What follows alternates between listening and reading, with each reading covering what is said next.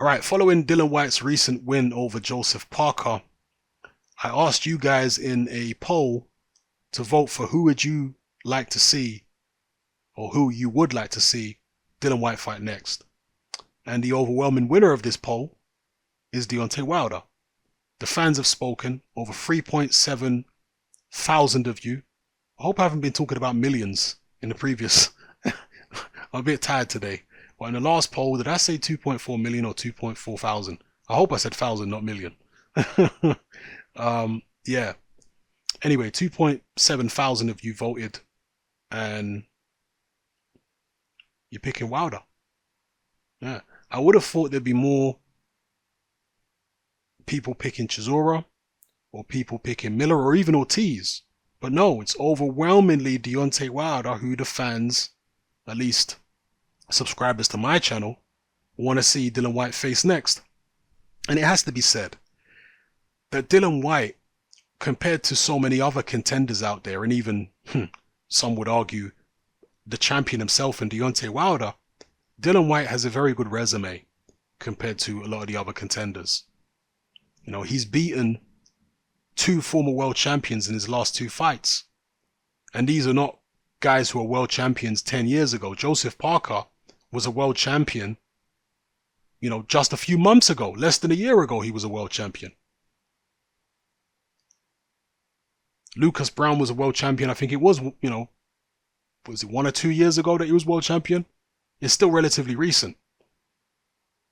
And Lucas Brown was undefeated.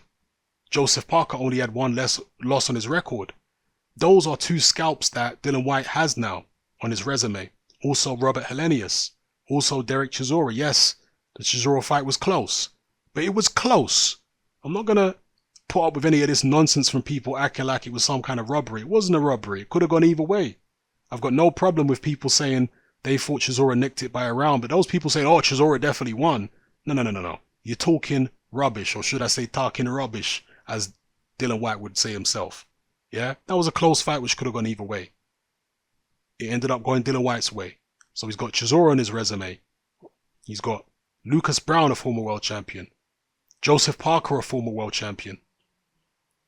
Robert Helenius, a former top contender. You know, he's building up a resume there which is better than, certainly better than Luis Ortiz's resume. Who's Luis Ortiz beat? He beat Brian Jennings, Tony Thompson, and nobody else. Dillian Whyte has got a better resume than Luis Ortiz. Facts. Dillian Whyte has got a better resume probably than Jarrell Miller.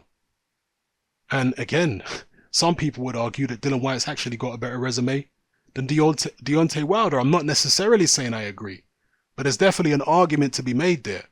Yeah, so don't misquote me and say, oh, Hatman said Whyte has got a better resume than Wilder. No, I didn't say that. I'm saying that some people are saying that, and it's not so ridiculous to make the argument when you look at who they've both fought. So Whyte is in a position now where he has to have the respect. Anybody who's a real boxing fan who understands the game, you have to give Dillian Whyte his respect. He's worked his way into the position he's in. So if anybody from a moral point of view deserves a title shot out of all the contenders, it's Dillian Whyte. But boxing don't work on who deserves what from a moral or from an ethical perspective. That's not how boxing works. Boxing works with money and politics in terms of the sanctioning bodies.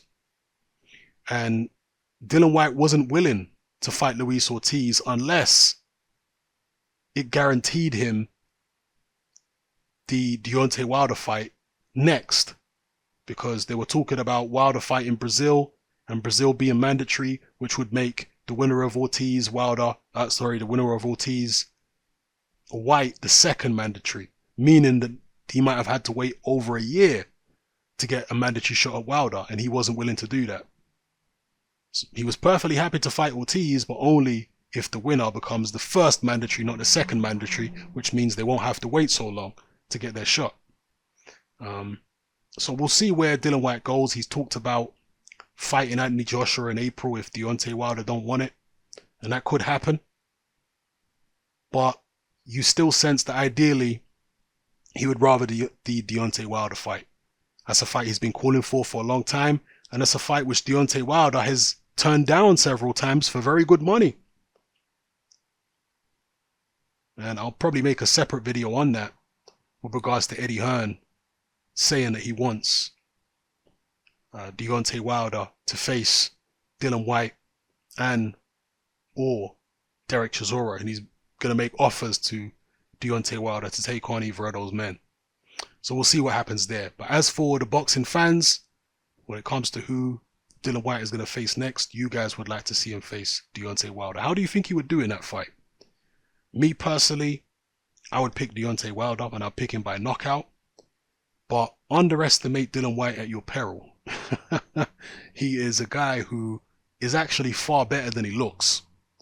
Yeah, a lot of the time he looks slow, ponderous, clumsy, uncoordinated, unbalanced, but he's better than that.